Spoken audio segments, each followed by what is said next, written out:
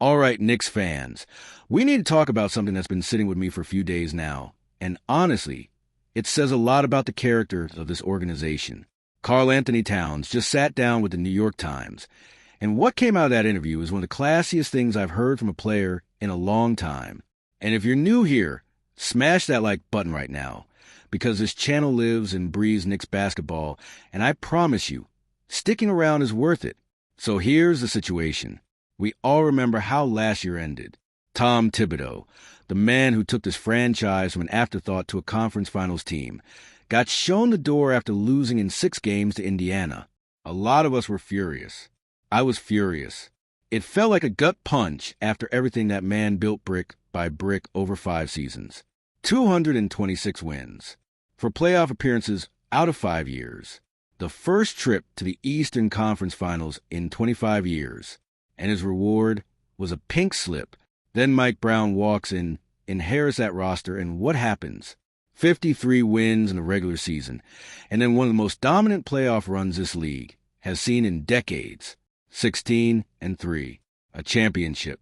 The first one for this franchise since 1973. Let that sink in for a second. If you were alive for that first title, congratulations, you're a legend. And drop a comment telling me where you were when this year's team finally broke the curse. Now here's where it gets interesting, and where Towns really showed who he is as a man. A lot of players in his position would have stayed quiet about Thibodeau. Some might have even thrown a little shade, The new coach unlocked something the old one couldn't. That's the easy narrative. That's the lazy narrative. But Towns didn't take that route. Instead, he gave credit where it was overdue. He basically said both coaches did something remarkable. One got them to the doorstep of a championship. The other picked up that exact same group and, without ever coaching them in person before, managed to stamp his own identity on the team and push them over the finish line. And then he made the point that matters most. None of that means Thibodeau wasn't good enough. It means the opposite. Thibodeau was always good enough. And now there's a ring in this building to prove it, even if his name isn't the one etched on it as head coach. I don't know about you, but that hit me. Because there's a difference between loyalty as a talking point and loyalty as a lived value. Towns didn't have to bring up Minnesota.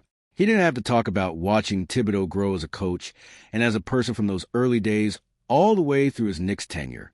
He chose to. That's not PR spin. That's a guy being honest about the relationships that shaped his career. And if that kind of accountability and respect resonates with you, drop a comment and let me know. Because I want to hear what you think about players who give credit to the people who came before them instead of pretending history started the day they got there. Now let's talk about Brown for a second. Because Towns didn't stop at Thibodeau. He turned around and gave Brown his flowers too, and rightfully so. He talked about how Brown built on top of the foundation Thibodeau laid down, but added his own fingerprint to it. And this is the part that I think gets overlooked in a lot of these championship conversations. It's not just about X's and O's. It's about finding the right combinations, the right rotations, the right guy for the right moment. Towns specifically called out Landry Shamet for showing up big in the playoffs. He shouted out Ariel Hikporti for stepping up in clutch situations when the team needed a body, needed energy, needed somebody who wasn't afraid of the moment. He mentioned Mitchell Robinson, Jose Alvarado, Mohamed Diawara, and a long list of role players who made winning plays when the cameras weren't necessarily on them. And he brought up Tyler Kolek, who balled out during the stretch when Jalen Brunson was hurt. Think about that for a second. This team didn't just survive an injury to their franchise point guard. They found a way to keep the machine running because Brown trusted the pieces around him. That's coaching. That's chess, not checkers, as Towns put it. Every single move Brown made throughout that playoff run was deliberate. It wasn't luck. It wasn't just talent showing up and figuring it out on its own. It was a coach putting players in positions to succeed at exactly the right time. And as a fan who watched this team get doubted, get counted out, get told they didn't have the right pieces year after year after year, watching Brown outcoach everybody in his path felt like vindication. But let's be real for a second, because I'm not here to just gas up everybody involved without giving you my honest take. There's still a part of me that feels for Thibodeau. This man poured his soul into rebuilding a broken franchise. He took a team that had become a punchline and turned it into a contender. And the timing of his exit still stings, even with a championship banner now hanging in the rafters. Would this team have won it all under Thibodeau if he'd gotten one more year? We'll never know, and that's the tough part about sports. Sometimes the guy who does the hardest work isn't the guy who gets to lift the trophy. That's not fair, but it's real, and I think it's worth sitting with that instead of just moving on like it never happened. At the same time, I can hold two truths at once. I can respect what Brown did.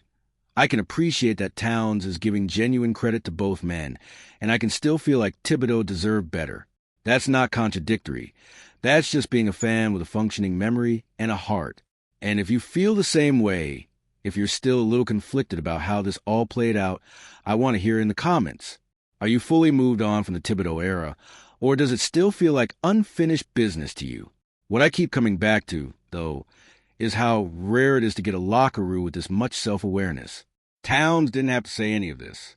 He could have just talked about the championship and moved on. Instead, he took the time to contextualize the journey, to name the role players who don't always get the spotlight, and to make sure Thibodeau's fingerprints on this title weren't erased from the story. That's leadership. That a guy who understands that legacies are built by more than just the person holding the trophy at the parade. So here's my final thought before I let you go. This championship belongs to everybody who ever put on a Knicks uniform and bled for the city, going all the way back to 1973.